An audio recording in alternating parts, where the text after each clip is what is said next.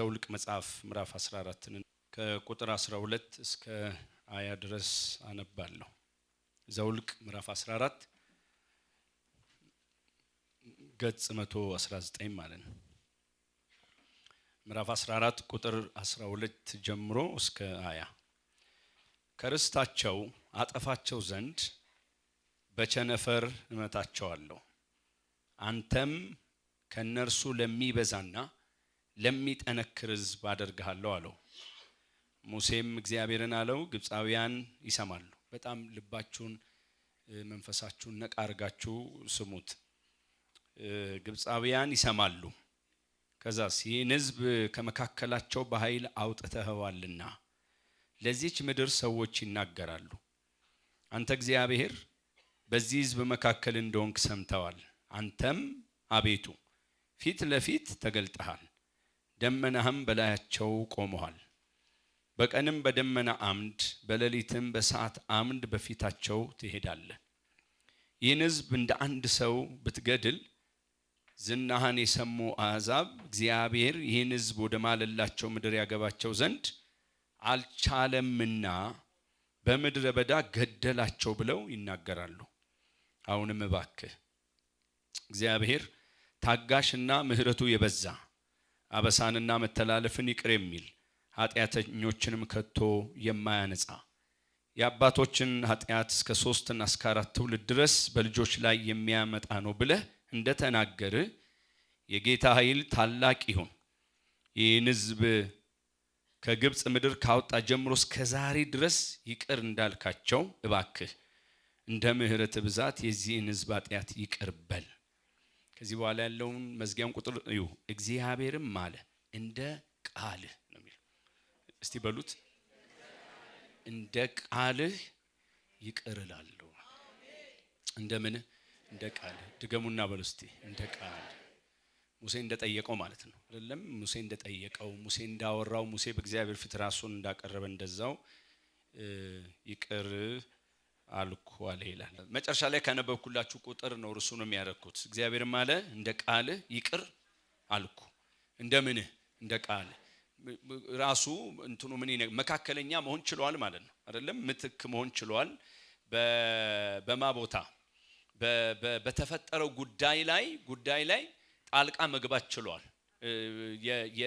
የተለየ ፍጥረት ሆኗል ሳይሆን ግን ጣልቃ መግባት ችሏል። እግዚአብሔር በሕዝቡ ላይ ሊያመጣ የነበረውን ነገር ምን ብሎ እጁን እንዲሰበስብ ምሕረት እንዲያርግ ባሉበት ቦታ እንደ አንድ ሰው ምን እንዳይላቸው እንዳይጨርሳቸው መካከለኛ ሆኗል። እንደ ቃል ምን ብያለሁ ነው የሚለው፣ ምር ያለው ይቅር ብያለሁ ብሎ ነው የሚለው። ስለዚህ እናንተ ይሄን ቃል ስትሰሙኝ ከምኑ ጋር አያይዛችሁ እንድትሰሙኝ ፈልጋለሁ። መጨረሻ ላይ ወደ ነጥቤ ከመግባት በፊት መግቢያ ላይ የማሳያችሁን ነገር በፍቅር ተከታተሉኝና ከዛ ቶሎ ብዬ መልእክቴን አቅርቤ እንጸልያለን። ክፍሉ ሐሳቡ የሚጀምረው ምዕራፍ 13 ላይ ነው። የሚታወቅ ነው። ከካሌብና ከኢያሱ ጋር እንዲሰልሉ የተላኩ 10 ሰላዮች ነበሩ። ሄደው አይተዋል። ከተማዋ ምን ምትል ናት? ሁሉም የተስማሙበት ምትበላ ናት፣ ጥሩ ናት፣ ማንም ሰው ቢኖርባት የሚመኛት አይነት ናት። ከዛ በኋላ ግን ይዘው የመጡትን ሪፖርት እንዲህ ከተናገሩ በኋላ ግን ለሁለት ተከፍሏል። የምታውቁት ነው። የዛሬ ትኩረቴ ስላልሆነ ነው። ስለዚህ 10ሩ ምንም ከተማዋ ጥሩ ብትሆን ምትበላ ብትሆን መግባት ግን አይቻልም አሉ። ለዛ ያቀረቡት ምክንያት አለ። ረጃጅሞች ናቸው፣ ከተማውም የዋዛ አይደለም። ስለዚህ ይውጡናል፣ እኛ በእነሱ ፊት እንደምንድን ምንም ነን፣ ተራነን፣ እንዳንበጣነን ምናምን አሉ ማለት ነው። ከነሱ መካከል የነበሩት ደግሞ ሁለቱ ሌላ ወሬ አላቸው።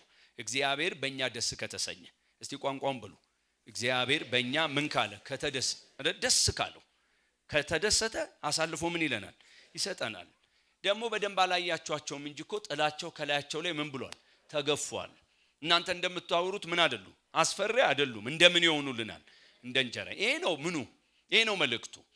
በዚህ ሂደት ውስጥ ምዕራፍ 14 ላይ ስንደርስ የተወሰነ ነጥብ ተከታተሉኝና ከዛ ዋና ነጥቤን ግን አሳያቸዋለሁ። ምዕራፍ 14 ላይ ስንገባ ከሁለቱ ንግግር ይልቅ የ10ሩ ንግግር በርትቶ ስለነበር በእስራኤል ማህበር መካከል አንችልም፣ አንገባም፣ ይበሉናል፣ ያጠፉናል ምናምን የሚለው ማለት ነው።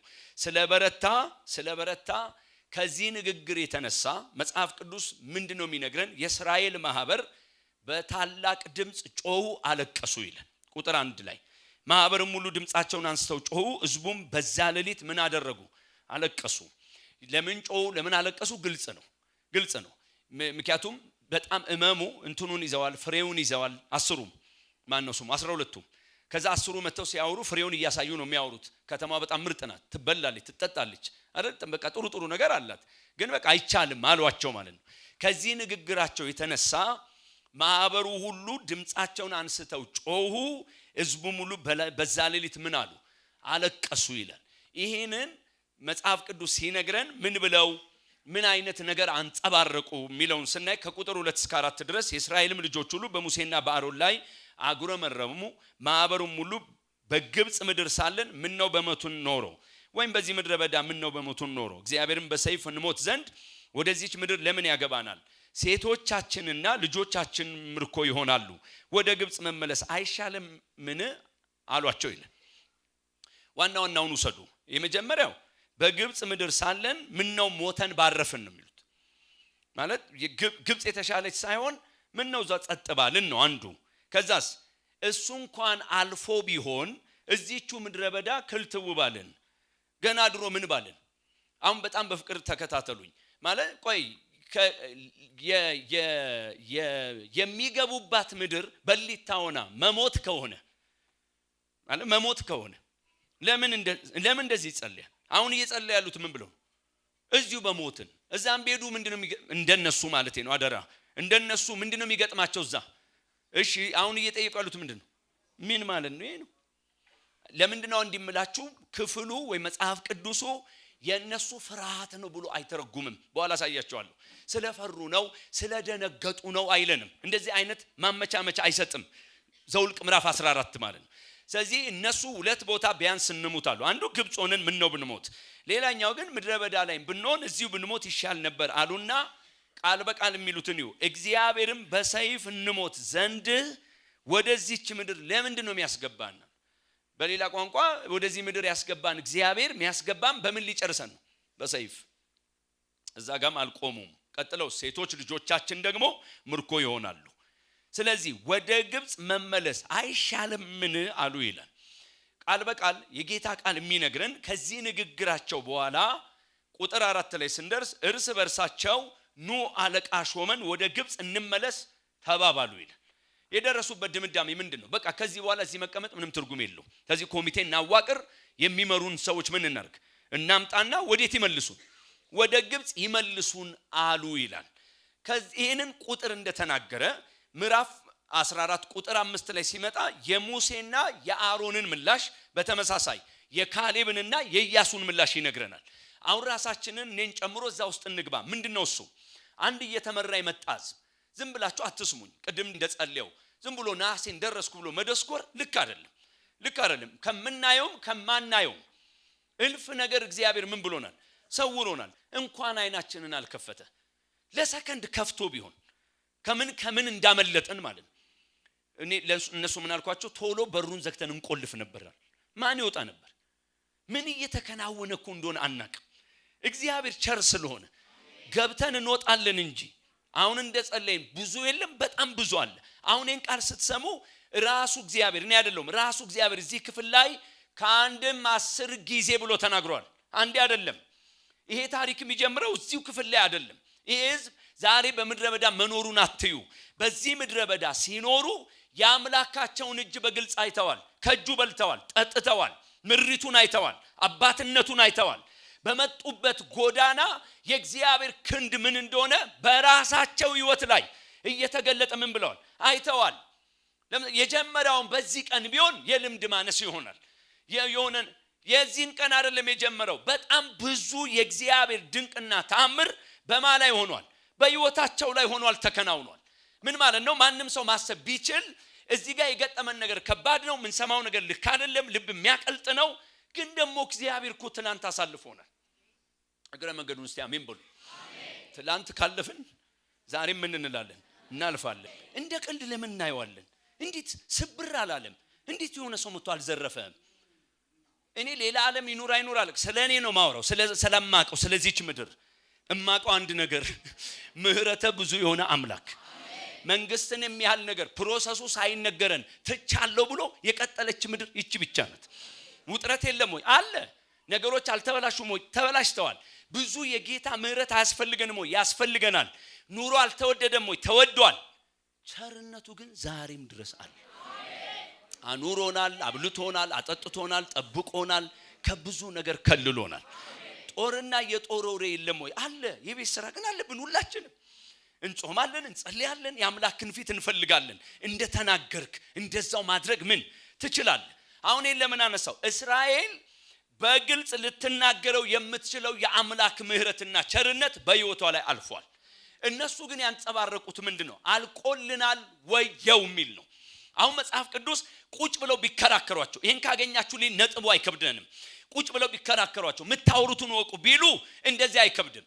መጽሐፍ ቅዱስ ምን አደረጉ ሙሴና አሮን? ቁጥር 5 ላይ ሙሴና አሮንም በእስራኤል ልጆች ጉባኤ ፊት በግንባራቸው ወደቁ ነው የሚለው። ወደቁ ነው። ተከራከሯቸው፣ አስታወሷቸው። ምን እያወራችሁ ነው አሏቸው አይልም። በግንባራቸው ምን አሉ?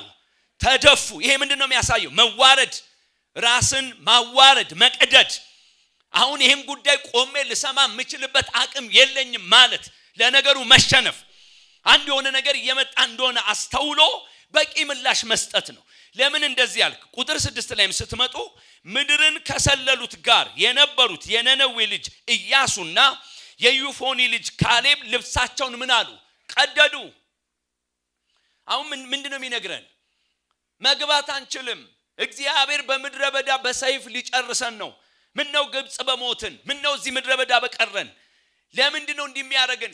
ሴት ልጆቻችንን እኮ ለምርኮ እያዘጋጀ ነው ብለው ሲሉ እነ ሙሴም ወደቁ ይላል።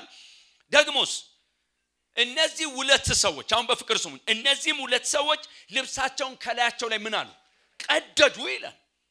ይሄ የሚያሳየው መሰበር አይደል? ይሄ የሚያሳየው የልብ ሐዘን አይደል? ይሄ የሚያሳየው ምን እየሆናችሁ ነው። እነሱ ለምንድነው እንደዚህ ያደረጉት ብዬ ክፍሉን ሳጠና ቁጥር 7 እና 8 ላይ ስትመጡ እንደሚል አለ። ለእስራኤል ልጆች ማህበር ሁሉ ልብሳቸውን ከቀደዱ በኋላ ዞረን የሰለልናት ምድር እጅግ መልካም ናት፣ እግዚአብሔር እስከወደደ ወተትና ማር ወደምታፈሰው ወደዚች ምድር ያገባናል፣ እርሷንም ይሰጠናል። ነገር ግን በእግዚአብሔር ላይ አታምጹ። ይሄው በቃ ይሄ ጉዳይ አመጽ ነው። በማላይ በእግዚአብሔር ላይ ማመጽ ነው። አታምጹ፣ እንደ እንጀራ ይሆኑልናል። የምድሪቱን ሰዎች አትፍሩ፣ ጥላቸው ከላያቸው ተገፏል፣ እግዚአብሔርም ከኛ ጋር ነው፣ አትፍሯቸው ብለው ተናገሯቸው ይላል። እሺ አሁን አንድ ነገር ስሙኝ።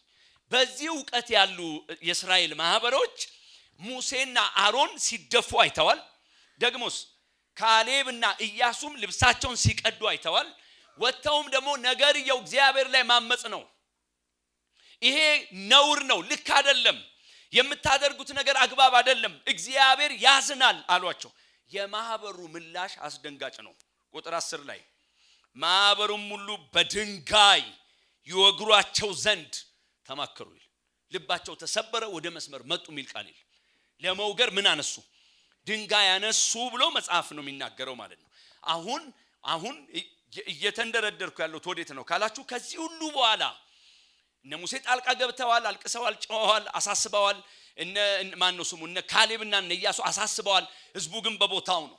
ምንም የሚፈጠር ነገር የለም። እንዳውም ድንጋይ እናነሳለን እንወግራቸዋለን አሉ ማለት ነው። በዚህ ሰዓት የእግዚአብሔር ክብር የእስራኤልን ማህበር ሞላ። አሁን ደም ስሙ። አሁን ጉዳዩ ከነማን ወጣ? ከነ ሙሴ ወጣ፣ ከነ አሮን ወጣ፣ ከነ ኢያሱ ወጣ፣ ከነ ካሌብ ወጣ። ያን ማህበር የእግዚአብሔር ክብር ሞላው። ልክ እግዚአብሔር ያንን ከሞላ በኋላ ምን አለ? ቁጥር 11 እግዚአብሔርም ሙሴን ይህ ሕዝብ እስከ መቼ ይንቀኛል? በፊቱስ ባደረኩት ታምራት ቅድም እንዳልኳችሁ ሁሉ እስከ መቼ አያምንብኝ? እግዚአብሔር በዛ ማህበር ውስጥ ክብሩን ደመናውን ካመጣ በኋላ ምንድነው የተናገርኩ? ተንቀያለሁ አለ። ንቀውኛል። እስከ መቼ ነው የሚንቁኝ? ለምን? በፊታቸው ያደረኩትን ታምራት እስከ መቼ ነው ማያምኑት? ትላንት እንዳበላዋቸው፣ ትላንት እንዳጠጣው፣ ትላንት ብዙ ነገስታትን ድል አድርጌ እንደመጣው፣ ትላንት ብዙ ማይቻል ነገሮችን እንዲችሉ አድርጌ እንደመጣው ለምንድን ነው ማያምኑብኝ? ስለዚህ እግዚአብሔር ይህን ጉዳይ ሲያይ ልባቸው አላመነም አይደል የሚለው፣ ናቁኝ ነው። እስቲ አጠገባቸው ያለውን ሰው እግዚአብሔር ይጠብቅሽ ተባባሉ። ግድ የለም አሜን በሉ እስቲ። ለምን ያረኩትን አላመኑብኝም ንቀውኛል አለ። አሁን ስሙ። ከዛስ እግዚአብሔር ቁጥር 12 ላይ ከርስታቸው አጠፋቸው ዘንድ በቸነፈር እመታቸዋለሁ፣ አንተም ከነርሱ ለሚበዛና ለሚጠነክር ሕዝብ አደርጋለሁ አለው ይላል። ከዚህ በኋላ ነው መልእክቴ። አጭር ደቂቃ ወስዳለሁ። አንድ ነገር ስሙ። ሙሴ ባገኘው ሁሉ አጋጣሚ እነሱን ወደ ተሻለ ነገር ለማምጣት የሚታገል አገልጋይ ነው። በጣም ትሁት አገልጋይ ነው። ቅን አገልጋይ ነው። በያቅሙን ዋጋ እየከፈለ ነው ለነዚህ ሰዎች። አሁን በተፈጠረው ጉዳይ ላይ ደግሞ ልመናም አለው። ልብስም ቀደዋል፣ በፊታቸውም ተንበርክከዋል፣ ራሳቸውን አዋርደዋል፣ ወድቀዋል፣ በግንባራቸው ተደፍተዋል። በዚህ ሂደት ውስጥ እባካቸዋለሁ የእግዚአብሔርን ነገር አታቃለዋለሁ። የትላንትናን አስቧል።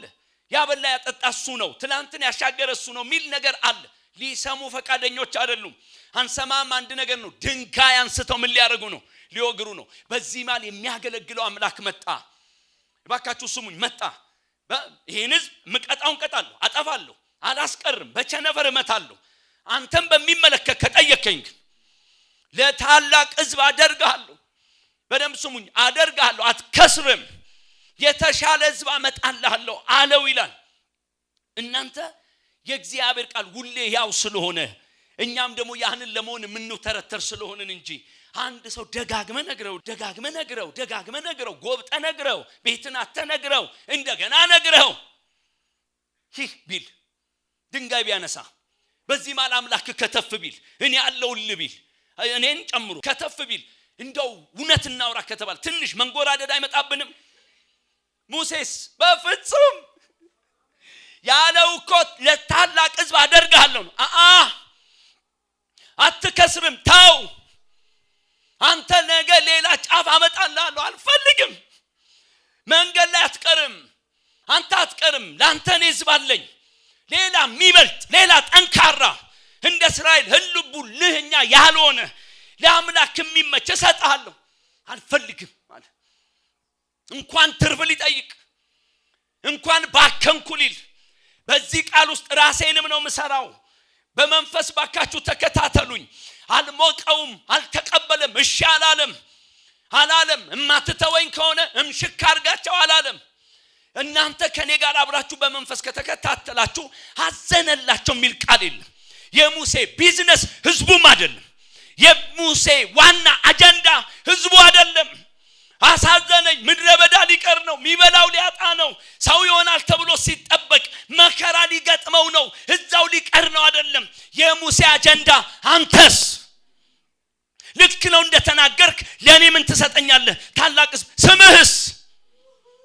ስምህስ ያንተስ ጉዳይ ትናንት የተተረከውስ በምድረ በዳ በኃያል ድምጽ ያ ሁሉ ህዝብ እንዲያውቅ የተደረገውስ ጉዳይ አይልም። ለምን እምቢ አልክ ሙሴ? ለምን እምቢ አልክ? የተሻለ ህዝብ ካለ ለምን? ጉዳዩ የህዝብ ጉዳይ አይደለም። ጉዳዩ የኔም የሙሴ ጉዳይ አይደለም። ጉዳዩ የአንድ አምላክ ጉዳይ ነው። ጉዳዩ የክብሩ ጉዳይ ነው። ጉዳዩ የደመና ጉዳይ ነው። ጉዳዩ የልዩነታችን ምስጢር የሆነው አምላክ ቦታውን የሚያዝ ጉዳይ ነው። ባክስ ከአሜን በለኝ። ስለዚህ ምን እያልኳችሁ ነው? ይሄ 2017 በጣም የበላችሁ ሰዎች አላችሁ፣ እንኳን ሆነላችሁ። ጉዳዩ የመብላት አይደለም። ይሄ 2017 በጣም አስጠሊታ ክፉ ደስም አይሎኖላችሁ ሊሆን ይችላል። ጉዳዩ የሱ ጉዳይ አይደለም። ሌላ አጀንዳ አለ፣ ሌላ አጀንዳ አለ፣ ሌላ እይታ አለ። ባካችሁ ካከረመን አልቀረ ይችን አጥቢያ ምህረት እንዲያደርግላት ትውልድ ሁሉ ሌላ ቋንቋ የሚያቆም ባካችሁ እስከ አሜን በሉኝ። አዲስ ኪዳን ላይ አንድ ነገር ልጨምርላችሁ ወንድሞቼ፣ ለአጥንቶቻችን ይጠቅመናል። ታስታውሳላችሁ ጳውሎስ ንጹህ ሐዋርያ ነው። እኔ እንዳልኩት እስኪ ብሉ ንጹህ ሐዋርያ ነው። ንጹህ የሰው ማይፈልግ በገንዘብ ማይነካካ ለክብሩ ማያድር ምን ንጹህ እግዚአብሔርን ምን የሚል ሚፈራ የአምላኩን ብርሃን ማቃልል በቀን በዛ ጠራራ ፀሐይ በላቀ ብርሃን ያገኘውን ጌታ በሰፈር ሁሉ ምን የሚል ሚመሰክር ማያፍር እኔን ያዳነኝ እሱ ነው የሚል ታላላቆች ቆመው ሲጠይቁ ለሰከንድ የማይሸማቀቅ እነ ገማልያን የሚመስል ምናምን ያስተማሩት ሰው ነው፣ ተራ ሰው አይደለም። አያፍርም ስለ ኢየሱስ ሊያወራ። ቆሮንቶሶች ጋር መጣና ጥርጣሬ ገባቸው። አንተ ሐዋርያነት ይቀርሃል አሉት። ፓስተር ኤፍሬም ፓስተርነት ይቀርሃል፣ አገልጋይ አከለ አገልጋይነት ይቀርሃል። ጳውሎስ ያለው ልጠቀም ለሌሎቹ አያገባኝም ብሎ ለእናንተ ግን አላለም አለ። ሌሎቹ ቢሉ አይገርመኝም፣ እናንተ ግን መብት የላችሁም። ምክንያት ወንጌል ያደረሰው እሱ ነው። የጌታን መንገድ አሳይቷቸዋል። እንዴት ነው የሚኖረው አሳይቷል። እናንተ በተለይ የሚል አቋም አለው ቆሮንቶስ ላይ ግን አይደለህም ማለት ከምዕራፍ ማን ነው 2 ቆሮንቶስ ከምዕራፍ 10 ጀምሮ እናንተ አንብቡ። ለነሱ ለማስረዳት ሲታገል እውነተኛ ሐዋርያ ነኝ ኧረ በኢየሱስ ስም አይነት መንፈስ የለውም። አጥኑት፣ ቁም ነገር ያወራል። አንደኛ ከምትሏቸው ሐዋርያት ሳይሆን ከዋነኞቹ ሐዋርያት በምንም አላንስማል።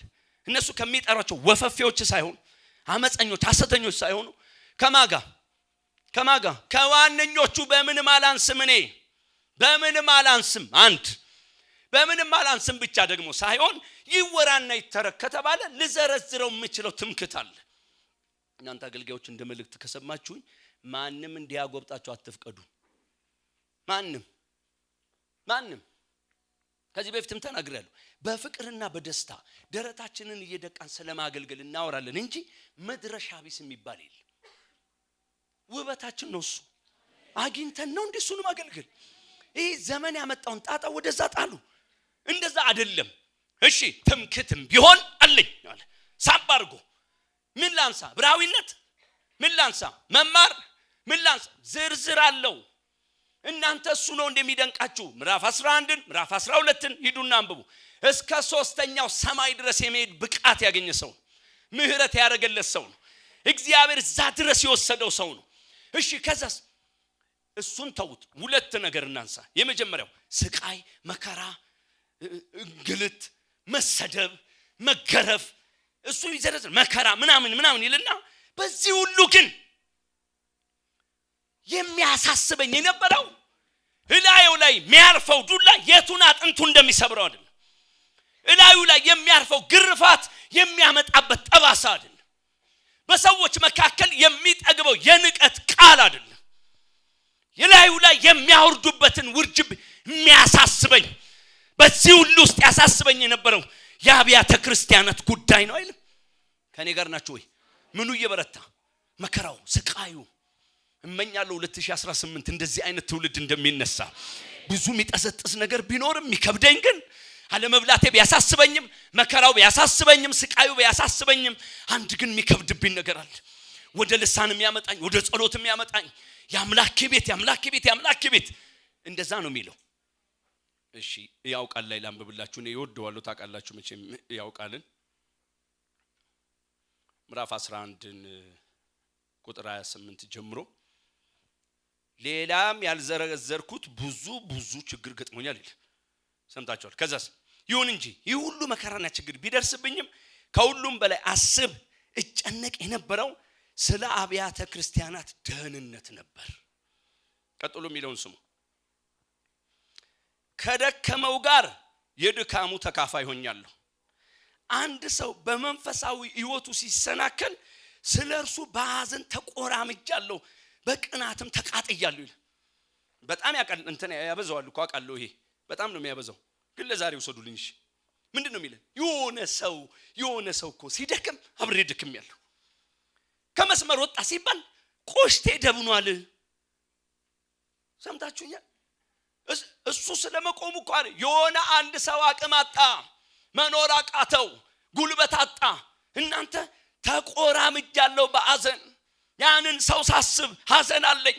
ወይኔ አባቴ ልጅ ወጣ ከመስመር ይመስላል። አሁን ሚዲያ ላይ እንደምንቀልደው አይደለም። መጽሐፍ ቅዱስ እንደዛ አያስተምርም። የበረታ ነገር ልቡ ላይ አለ። ዱላው እየበዛ መከራው እየበዛ አትረባም እየተባለ ያመጣላችኋል። እናንተ ከደከመ ጋር አብሬ አልደከምኩም። እናንተ እስከ መስመር ስትወጡ ውስጤ ቆሽቴ አልደበነም። ደሞዝ ስላልከፈላችሁ ነው አይልም። ገንዘብ ስላልሰጣችሁ ነው አይልም። እሱ የሚጠቅስበትን ቋንቋ ካነሳው ጆሮ ግንዳቸውን በጥፊ የሚመቷቸውን እኮ ይታገሳሉ። እግዚአብሔር ያስተማረኝን ነገር ልተውላችሁ። እንደዚህ አይባል ይሆን ምን አቃለው እኔ እንዳትተረጉሙብኝ ባካችሁ እንዳትተረጉሙብኝ በፍቅር እግዚአብሔር ያስተማረኝን ልንገር። ለካ ለአምላክም እንዲህ ነው። ሌላ ቦታ ስንቀላምድ ዋናውን ስንተው ልጆች የሚል ነው የሚመስልኝ። እኔ እንኳን ሰው አንድ ትንሽ ልጅ ያስለመደችኝ ነገር ቀረብኝ ብዬ አትመኙም? እንደዚህ አይነት መንፈስ አምላክ እንዲያመጣ ይፈልገኛል እኮ ቦታው ላይ እኔ እኮ እንድቆምለት ይፈልጋል። የሚዲያ አክሰስ አላችሁ ቁሙለት። እንደኔ መስበክ ቁሙለት። መዘመር ነው እንቆም። ተረኝነት ይወገድ። ገንዘብ ነው እቆም። ዕውቀት ነው እቆም። ማን ይበልጣል? አምላኬ። ጧት ስንነሳ ከቤተሰባችን ጋር ከልጆቻችን ጋር ከጓደኞቻችን ጋር በየሻይ ቤቱ ስንቀመጥ ጫወታ ሲፈጠር እባክተው የሷን ቁመት እስከዛሬ አወራን፣ ርዝመቷን አወራን፣ ቅላቷን አወራን። በቃ ይበቃናል፣ እባክ ይበቃናል። እሷም ያወራንላት ሌላ አገባች፣ አከሰረችን። በእውነት ማከስራ አምላክ ብናወራለት የሚያምርበት አምላክ ለምን አትቀበሉኛ? አሜን ብላችሁ የከበዱ ነገሮች 2018 ላይ በኢየሱስ ስም ከቦታቸው ተጠርገው ይውጡ። የሚከብድብን የአምላክ ጉዳይ፣ የስሙ ጉዳይ፣ የአገልግሎት ጉዳይ፣ የጌታ ጉዳይ፣ የቤቱ ጉዳይ፣ የወንጌል ጉዳይ፣ የመንፈስ ቅዱስ ጉዳይ አንተ እንደተናገርከው ለታላቅ ሕዝብ እንድታረገኝ አልፈልግም። ስጠን ባኬን ጸጋና ምሕረት አምላክ አልፈልግም። ለታላቅ ሕዝብ አረጋለሁ ብለኛል። በፍጹም ምክንያቱን አስረድቼን ጸልይ። ሙሴ ለምን እንዲመለሰ ለምን እንዲያርግ ምርጥ ለመሆን ዩኒክ ለመሆን ይቺን ባልናገር አበላሻቸዋለሁ። አዳም ክፉ ነው። ይኸውልህ አዳም በዛ በመጥፎ ብቻ ይመጣል ካልክ ተሳስተሃል። ይኸውልህ አዳም ጽድቅም እያጫወተ ይሰለጥንባል። እኔ ያልኩት ምን ለታይታው የሆነውን አላልኩም። እኔ አምላክ ሲያሸታው ስላንተ ይቅር ብያለሁ ሚል አንተ ሲያምርብህ ምትክ ስትገበር ሲያምርብህ ከሚስት ደስታ ነጥቀ ከኔ ከጓደኛ ከወዳጅ ደስታ ነጥቀ ከልጅ ደስታ ነጥቀ እደበቅልሃለሁ አምላኬ። አንድ ሌላ የሆነ የሚቆጨኝ ነገር አለ፣ ምጠይቀው ነገር አለ። መብላት አልጎደለኝም፣ መጠጣት አልጎደለኝም፣ መልበስ አልጎደለኝም። ሌላ ግን ብርድ የሚያሰኝ ነገር አለ። መከራው በስቷል፣ አለመብላት በስቷል፣ ክደቱ በስቷል። ሌላ ግን የሚያናውጠኝ ነገር አለ። ለሊት ጣራ የሚያስቆጥር ባክ ለምን አሜን አትለኝም? ባካችሁ አሜን በሉኝ እስኪ። የማ ጉዳይ? የቤቱ ጉዳይ፣ የቤቱ ጉዳይ፣ የጌታ መንግስት ጉዳይ ይሁንልኝ። ለምን እንዲያልክ ቶሎ እንጠይቀው። ሶስት ነገር ተናግሬ ልጨርስ። የመጀመሪያው ለምንድን ነው ሙሴ እንዲመለሰው? የመጀመሪያው ምን እንዳለ ታውቃላችሁ? እግዚአብሔር ባካችሁ እኔን እንደተናገረ እናንተን የግሌን አቋም እነግራችኋለሁ። የግሌን አቋም አሳይቶኛል አምላኬ። እሱን ካስቀደምኩ አልከስርም፣ አልወድቅም። ይቻት ቢያት ከስርም አትወድቅም። ሌላ ነገር አናመጣም። አንተ ብቻ ለዛ ትናንት የአገልግሎት ምልመላ ተማሪዎችን ስነግራቸው ነበር። የቤተ ክርስቲያን አንዱ ተልእኮ እግዚአብሔር አምላክን በፍጹም ልብ፣ በፍጹም ነፍስ፣ በፍጹም ሐሳብ ምንበል ውደድ። ያ ወርሺፕ ማለት ካሁን በኋላ እንዲህ ለመነሳት እግርና እጁ የማይተሳሰር ትውልድ ላመልከው ነው። ፍቅሬን ላሳየው ነው። ልሰጥ ነው፣ ላመልከው ነው። ላገለግል ነው፣ ላመልከው ነው። ከባልና ከሚስቴ ጋር በአግባብ ልኖር ላመልከው ነው። ልጆቼን ላሳድግ ላመልከው ነው። አምልኮ ነው። ልጄን ማሳደግ አምልኮ ነው። ስራ በአግባብ መስራት አምልኮ ነው። የመንግስት መስሪያን ወረቀት ቤት አለማምጣት አምልኮ ነው። ጽድቅ ነው። አምልኮ ነው። እንዴት ደስ እንደሚለው ጌታ ሲያሸት ራሱ ማለት ነው። አሁን እኮ ትውልድ እየቀነጨረ ስለሆነ ተቀጥሮ የሚሰራበትን መስሪያ ቤት ቧንቧ ጓሩ ገበለሽ አትባረኩም እንዴ? እኔ አላየውም ይል ያያል። አንተ አምላክን አንድ አዋጅ አለ። አምላክን በፍጹም ልብ በፍጹም ነፍስ ምን ምትወድነ ሙሴን እንዴት እንደዚህ አልክ? ለምን ህዝብ ይቅርብኛል? ከመጀመሪያ ምክንያቱ ይሄ ነው። አብሮነትህ በግብጽ ዘንድ እኮ ተሰምቷል አይልም?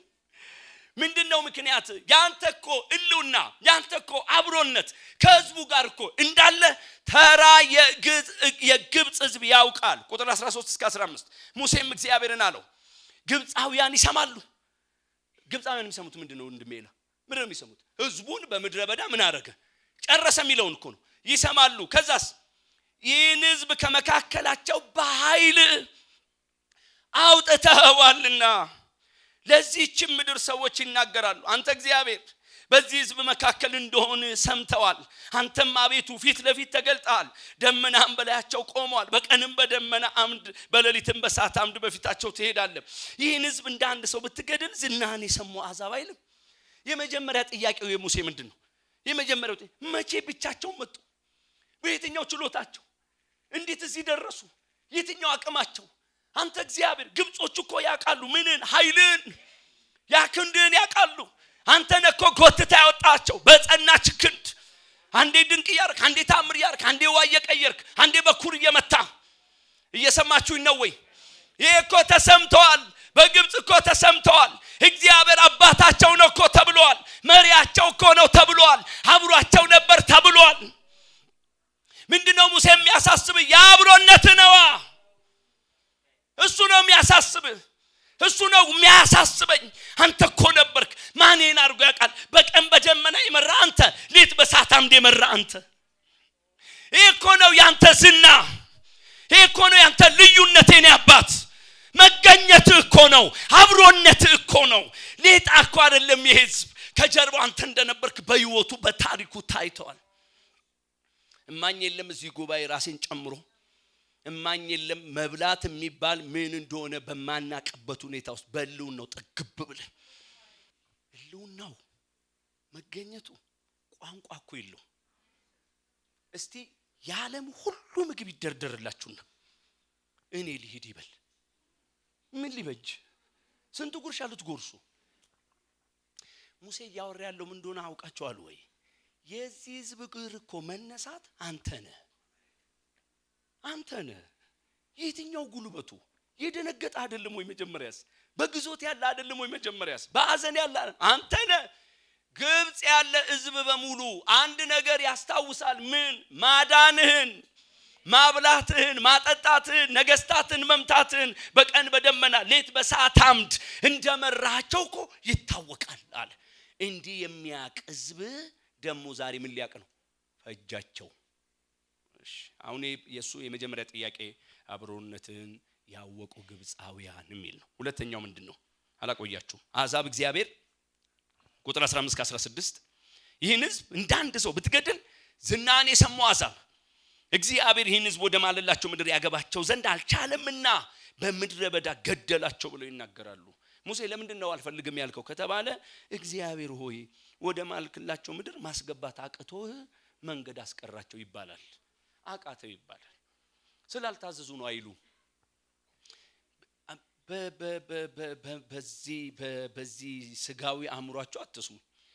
ማለት ሙሴ እያወራ ያለው ምንድነው? አቃተው ልትባል አንተ የኔ ጌታ እኮ ነው። እንዴት አቃተው ትባላለህ? እንዴት አልቻለም ትባላለህ? እንዴት መንገድ ላይ ጨረሳቸው ትባላለህ? ትላንት ዝና እንዳልተሰማ ዛሬ እንዴት እንደዚህ አልፈልግም አለ? ምክንያቱም ሕዝቡ አልታዘዘም። ስለዚህ በምድረ በዳ ጨረሰው አይደለም የሚባለው፣ አቃተው ትባላለህ። እንዲህ ምን ቆምበት አመት ያድርግልን ባካችሁ። እስኪ አሜን በሉ። ይሄ ከአገልግሎት ክፍል ይበልጣል። መጋቢ ከመሆን በላይ ይበልጣል። ሐዋርያ ከመሆን ይበልጣል። ስሙኝ፣ ነቢይ ከመሆን ይበልጣል። ይሄ ልብ እግዚአብሔር ሲለግስ የሚሆን ነው። ዘማሪ ከመሆን ይበልጣል። እንባ እንዲለን የቤታችን የሆነ ነገር ኃይለኛ ጫወታ ያለ ጭልጥ እንድንል ተመለስ እንዲሉን ቤተሰቦቻችን አንዳንዴ እንደሚሉን ተመለስ፣ እዚህ አይደለህም። አትነግሩ ነገር አይነገር። አዎ እዚህ አይደለሁም። አንዳንዴ አትሄዱም። እንደዛ የምንሆንበት ዘመን ይምጣ። በየቅያሱ በየሁኔታው የምትሰሙት ነገር ስትሰሙ አቤቱ ባክህ ይብቃ። እስከ መቼ አንተ ስም ላይ ሰው እንዲይዘባንናል? እስከ መቼ አንተ ስም ላይ ሰው ያላግጣል? እናንተ እስከ መቼ አንድ ተራ ክፍለ ከተማ ይሰራ የነበረ ልጅ አንድ ጎረምሳ እንዲሁ ድንገት አይኑ ክፍት ሲልለት ዩቲዩብ እንደማያበላ ገብቶት ድንገት ብድግ ብሎ ሃይማኖት መስርቻለሁ ያለ አንድ ዝም ብሎ ወፈፌ ምናምን ይል ከሱ ጋር የጌታዬ ስም እኩል ይቀመጥ፣ እኩል ይቀመጥ፣ እንዲደራደሩ እንዲያጨማልቁት። ጌታን ከልቤ እኮ ነው የምላችሁ። እንዲህ መጥቶ በእግዚአብሔር ስም አስወጣላለሁ እንደዚህ ይቅለል አይደለም። በአዲስ ኪዳን በብሉይ ኪዳን መስሏቸው እኮ ከዳጎን ጋር ሲያስቀምጡት እኮ አልሆነለትም። አፍርጦ ፈጥፍጦ እኮ ነው የለቀቀው። እነሱ ምናልባት ሰው ተንቀሳቅሶ ይምሰላቸው፣ ንፋስ ተንቀሳቅሶ ይምሰላቸው አላውቅም። የመጀመሪያው ቀን ወድቆ ሲያገኙት ቦታው ላይ ያስቀመጡት። ተሳስቶ የወደቀ መስሎት፣ ተሳስቶ ወድቆ አይደለም፣ አጠገቡ የተቀመጠው ነው የጣለው። በብሉይ ኪዳን፣ አሁን እኮ አዲስ ኪዳን ነው። ታመሙ፣ በቃ ዛሬ አብረን እንታመም፣ ራሴን ጨምሮ እንታመም። ኖ ስም መቀለዱ መቆም አለበት። በአንተ ስም ላይ የሚደረግ መዘባበቻ መቆም አለበት። ለትውልድ አይበጅም። ስሙኝ፣ ትውልድ ይቀነጭራል፣ እግዚአብሔር ያዝናል። ምንም ብንታገል ጠብ የምናደርገው ነገር የለም። በዚህ ዘመን ያለን ሰዎች ኃላፊነት አለብን። መነጋገር ያለብን ምን ብለን ነው? ከኔ ያልፋል፣ ይሄ እዚህ ካሉ አገልጋዮች አጀንዳ ያልፋል፣ ከኔ አጀንዳ ያልፋል። እግዚአብሔር እኮ አያሳጣንም። አሁን አንድ የነበረ አጥቢያ እኮ እልፍ ይሆናል። አሁን የምናወራው እኮ እሱን ፈርተን አይደለም፣ ግን ከዚህ ሁሉ ያልፋል። ይሄን ሳይከለክለን መጨባበጥ ሳይከለክለን አብሮ መሆን ሳይከለክለን አሁን የምንላቸውን ሁሉ ሳይከለክለን በእኛ መካከል ግን በአገልግሎታችን ሲነቀፍ ቸል ሲባል ቆሞ መጸለይ ጣር ሲሆን እንዲሁ መቀላወጥ ሲበዛ ዛሬ መተን ነገ ስንቀር ዛሬ ዘምሬ ነገ ስተው ዛሬ ሰብኬ ነገ ስተው ዛሬ ሰጥቼ ነገ ስተው እንደው ቫኬሽን እንደሚወስድ ሰው ወጣ ብዬ ስመጣ የፈለኩትን ሳር ከዚህ በላይ ያለ ወይ ነው? አይሆንም፣ እንደዛ አይሆንም። አንድ ሰዓት ይመጣል፣ አንድ ግለት ይሆናል። የሚያስቀና ትውልድ ሳይመጣ በፊት እግዚአብሔር ምህረት የሚያደርግለት ህዝብ እዚህ እንዲበዛ ከዚህ ቀን ጀምሮ በእኔ መንደር አትናቅም። ባካችሁ አሜን በሉ። አልቻለም አትባልም አባት ሆይ አይኖቼን ክፈትልኝ፣ አንደበቴን እንደ ትንታግ አድርግልኝ፣ ወገቤን እንዳሸነፍጥ እርዳኝ። ለምን አሜን አትሉኝም? ቀልዱን እንዳቆመው፣ ወሬውን እንዳቆመው፣ ጓዳዬን እንድቀድስ በኢየሱስ ስም ባካችሁ እስኪ አሜን በሉኝ። የጌታ መንፈስ እንደሚጠይቃችሁ አስባችሁ ለራሳችሁ መልሱ። ምሽታችሁን ዛሬ ስትገቡ ቼክ አድርጉ። ጌታ ይበልጣል፣ ባይብል ይበልጣል፣ ስልካችሁ ይበልጣል። ለኔ አትመልሱልኝ። ማንበብ የሚለው ይበልጣል፣ ቲክቶኩ ይበልጣል። እኔን አገልጋዮችን እዚህም ያላችሁትን አገልጋዮች ጨምሮ እናንተንም ጨምሮ ይሄን ማህበር ጨምሮ የቱ ይበልጣል? አይዘበትበትም አምላክ ያ ያለ እንደዚህ እንቅልፍ ስናጣ የምናድረው ምን ስናይ ነው?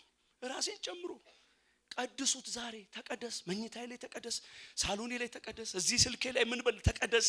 ካሁን በኋላ የሚዋቅ አልፈልግም በሉ። ለምን? በምንድነው ማሳየው ማክበሬን?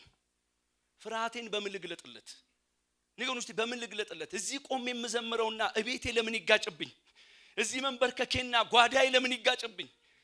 ሰምታችኋል ወይ? አሁን ራሱ ጃውጡ አልልም እንጂ እኮ አንዳንድ ቦታ የሚወሸቁ እኮ ሰዎች ሙሉ ሰዓቱን ከጌታና ከራሳቸው ጋር ናቸው። እኔና አንዳንዶቻችንስ አምልኮ ውስጥም ስንገባ በምን ፍጥነት እንደገባን አይታወቅም። ዳይቭም ስንወጣ እንዴት እንደወጣን አይታወቅም። ይመለስልን ያ ፍርሃት።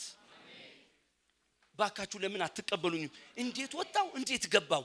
እንዴት ወዲያው ገባለሁ? እንዴት ወዲያው ወጣለሁ? እንዴት በአንድ አይኔ አዛለሁ? እንዴት በአንድ አይኔ ጨፍናል? ምን ይዮንን ነው ማለት? ምን ይዮንኩ ነው? በቃ አንተ ትቀደሳለህ። ፍርሃት አብሮ እዚህ ጉባኤ ይግባ። ካሁን በኋላ አልሳፈጥ አባቶ ይባክህ። አገልግሎት ስትመጡ ስለ ሰው አትምጡ፣ ስለ ጌታ ነው። ስለ ሰው አታርጉት፣ ስለ ጌታ አድርጉት። የምትሰጡ ሰዎች ስለ ሰው አትስጡ፣ ስለማስጡ ስለ ጌታ ስጡ። እግዚአብሔር እንደገና በመድራችን ስሙ ምን እንዲል ከፍ እንዲል ቦታውን እንዲስ። ከዚህ በኋላ ያለው እናንተ አንብቡ። ስሙን ጠራ፣ ቸርነቱን አወጀ። አንተ እኮ ታጋሽ ነህ፣ አንተ እኮ ቸር ነህ፣ አንተ እኮ ምንድነህ መሐሪ ነህ። ደግሞ የሕዝብ አይደለም ዛሬ ከመጀመሪያው እስከ ዛሬ እየማርከው አይደል እዚህ የደረሰው። አባት ሆይ ዛሬ እባክህ ማርልኛል። ይሄ ልብ ከላይ ያለው መንፈስ ሳይመጣ አይሰራም። ይሁንልን። መቋጫዬ ምንድነው? ባካችሁን የሚቀጥለውን አመት አምላክ ልክ እንደ ሙሴ ላንተ ስል ይበለን። ልማርቅ በእውነት ላንተ ስል አትመኙም? ላንተ ስል ትዳርሽን ማድነው ላንቺ ስል ትዳርንም ላንተ ስል አትመኝ። አይቻልም። እግዚአብሔር አየው እንዲል አየው። የዝማሬ ዓለሙን ባንተ ምክንያት ታደግኩ፣ የስብከት ዓለሙን ባንተ ምክንያት ታደግኩ፣ የማህበረሰብን ጉዳይ ባንተ ምክንያት ታደግኩ፣ የትውልድን ጉዳይ ባንተ ምክንያት እንዲል እግዚአብሔርን የምንረሳበት ሳይሆን እሱን ዋና የምናደርግበት አመት ይሁን። እግዚአብሔር አገልጋይና አምንባለሁ ካላችሁ ስልክ ያላችሁ ሰዎች አውጡ። ካመናችሁብኝ ግዳጅ የለውም። ይሄ ስልክ ያላችሁ አውጡ።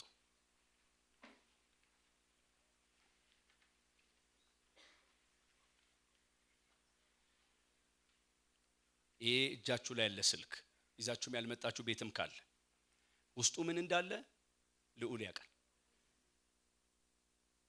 ስንት ሰዓት ለምን እንደሚከፈት ልዑል ያውቃል። ምን ያህል ሰዓት ከዚህ ስልክ ጋር እንደምናሳልፍ ልዑል ያውቃል። አያውቅም?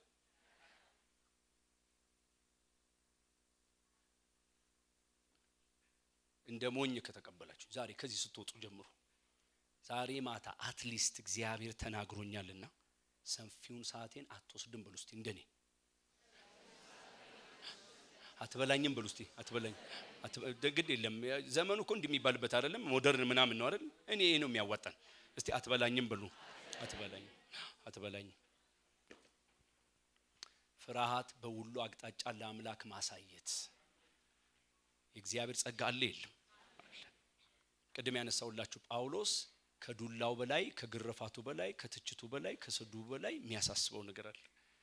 እናንተ ዙሪያ በሚመጣ የትኛውም ነገር ላይ የሚያሳስባችሁ የማ ጉዳይ ይሁን፣ የቤተ ክርስቲያናት ጉዳይ፣ የእግዚአብሔር ጉዳይ፣ የቤቱ ጉዳይ፣ የክብሩ ጉዳይ፣ እኔም እግዚአብሔር በዚህ ልክ እንዲባርከኝ እናንተንም በዚህ እንዲባርክ ይቺን አጥቢያ እግዚአብሔር ተለይተዋል ብሎ ፊሽካውን እንዲነፋ ካሁን በኋላ ቋንቋችንን ስለሌላ ሳይሆን ስለ ደመናውና ስለ ክብሩ እንዲያርግ ትመኛላችሁ። አጭር ጸሎት እናርግ።